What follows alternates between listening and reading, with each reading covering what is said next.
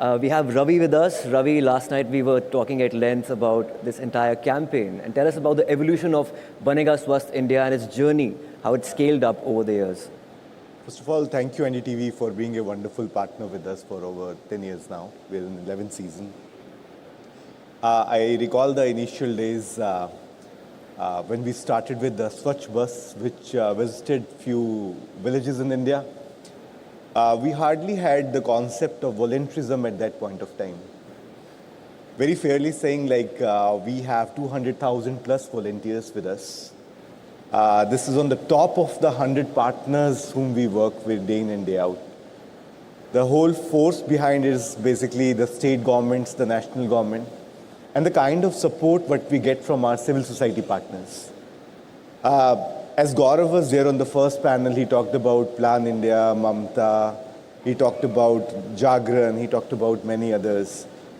We initially were focusing on some parts of India which were termed at that point of time Bimaru states. So largely in Bihar, Madhya Pradesh, Orissa, and a mix of all that.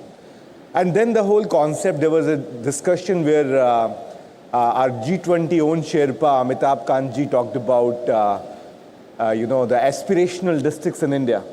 And we need to move our needle from, working in from the Bimaru to more concentratedly, more focused areas. We went to the aspirational districts. And by last year, our global CEO promised we will be tripling our impact. From the aspirational districts, now we have reached to the aspirational blocks.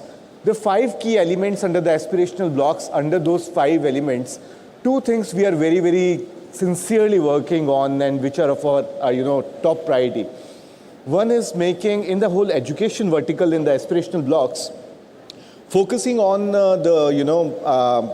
education and that to the hygiene education. Second is how we focus more and strengthen the vertical on the primary healthcare. By the end of next year, we will reach around all the 500 aspirational blocks across India. Some of the early successes also I want to talk, Ayushmann, in this. One of the very early successes was our work in Maharashtra, in Nandurbar and in Amravati districts, where the maximum number of children were dying because of the malnutrition, by stunting, and by other opportunistic infections. We took the challenge, we reached there, and a lot of people asked us, are you going to stay? Is your intervention is going to stay, and for how long? The intervention has stayed there, intervention has showed the result, and is a part of the NITI Aayog's best practices for the last year. Out of 10 best practices, 2 best practices come from our interventions, from our projects. And then now 2 other states requested us to do the same work.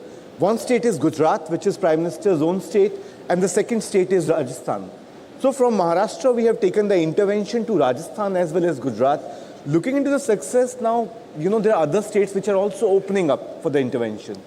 And we also took some baby steps with the school bus. We reached to 2,500 schools. There was a big time when, when I was asked, what is this 7,500 schools? India is a big country.